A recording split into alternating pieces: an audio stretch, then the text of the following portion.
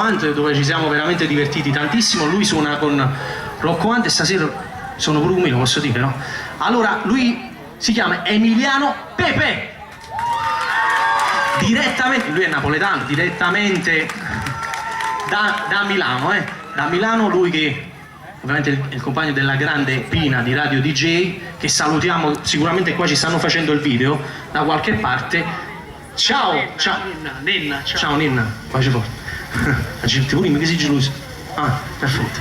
Ok, quindi siccome noi volevamo fare un omaggio al grandissimo Pino Daniele. Sì, è vero, io non l'ho mai fatto nei concerti, quindi sono felice di intraprendere questa strada oggi.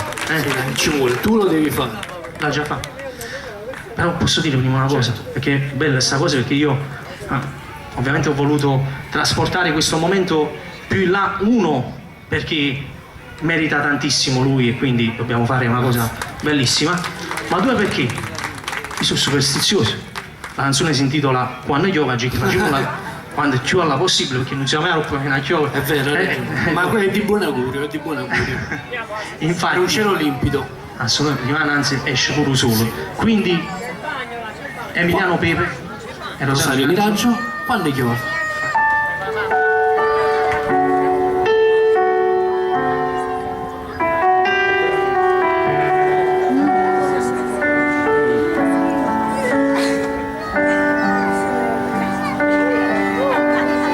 Sento quando scende scala e corsa senza guardare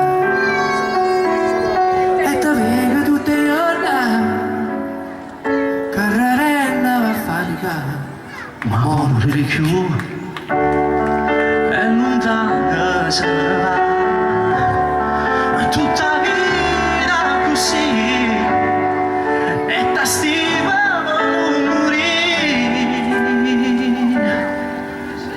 aspetta che piova, l'acqua da forne va, tanto l'aria si attacca. Ma poi quando piove, l'acqua da forne va, tanto l'aria si attacca.